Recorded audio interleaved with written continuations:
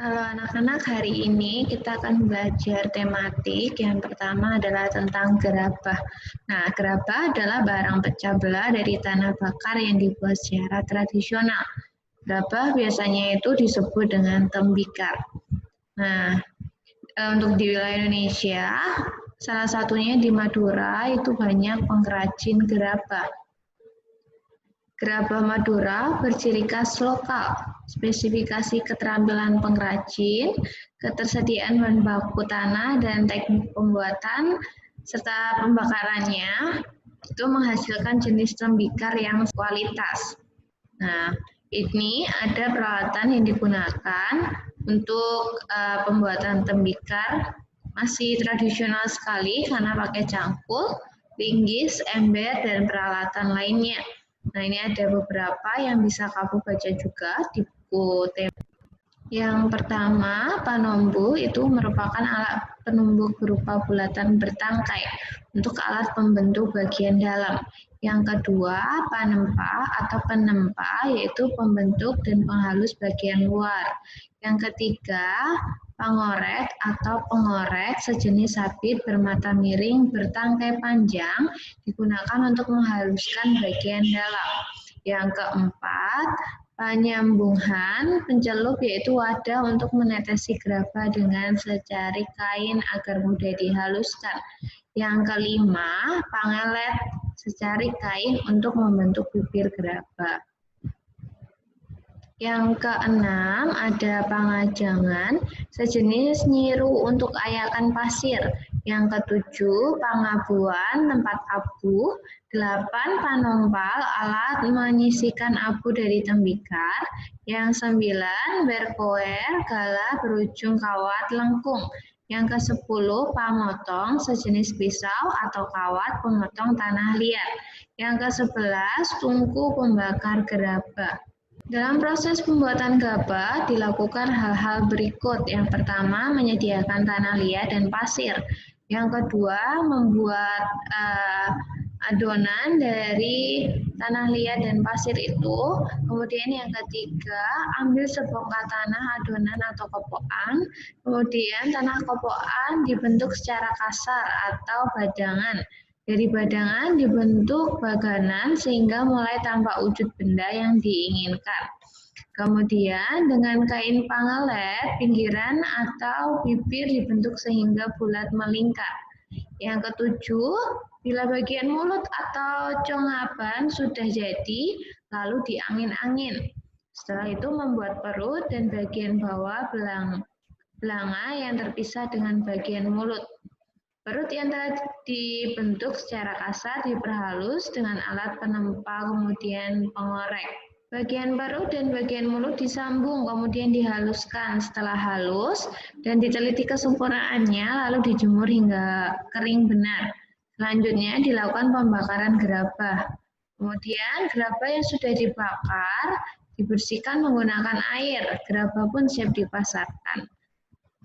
Nah, ini ada fungsi gerabah. Yang pertama, tempat menanak nasi. Yang kedua, tempat memasak lauk pauk. Yang ketiga, tempat masak air. Yang keempat, penyimpanan atau pengambil air, wadah hasil macam-macam produksi, tempat menabung. 7, alat serbaguna. Yang kedelapan, ada pot. 9, permainan dan hiasan. Yang ke-10, bahan bangunan seperti genting, bata, angin-angin, upin. Selanjutnya, kita belajar konsep negara maritim. Nah, Madura merupakan wilayah kepulauan karena terdiri dari 127 pulau. Artinya, Madura berpotensi menjadi daerah maritim. Negara Indonesia yang selama ini dikenal sebagai negara agraris karena mengandalkan hasil-hasil pertanian, sebenarnya memiliki potensi sebagai negara maritim. Konsep negara maritim bisa kita lihat sebagai berikut. Maritim berarti wilayah laut.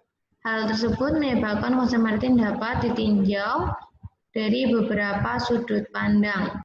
Yang pertama, bila ditinjau dari mata pencaharian penduduknya, negara maritim dapat diartikan sebagai negara yang sebagian besar penduduknya bekerja di wilayah perairan. Yang kedua, bila ditinjau dari kondisi wilayahnya, negara maritim adalah negara yang memiliki banyak pulau yang dikelilingi oleh wilayah laut dan perairan. Yang ketiga, bila ditinjau dari perbandingan antara daratan dan lautan, maka negara maritim adalah negara yang berada dalam kawasan laut yang sangat luas. Yang keempat, bila ditinjau dari potensi alamnya, negara maritim adalah negara yang mempunyai wilayah kekuasaan laut yang luas serta tersimpan berbagai kekayaan sumber daya alam di wilayah tersebut.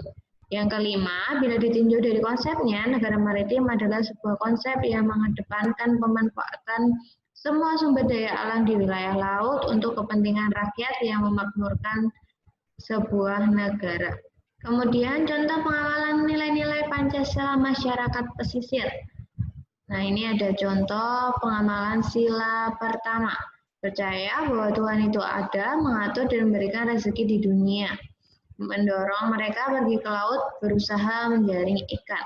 Yang sesuai pengamalan sila kedua, menerapkan sistem bagi hasil dari hasil tangkap ikan kepada seluruh tim nelayan.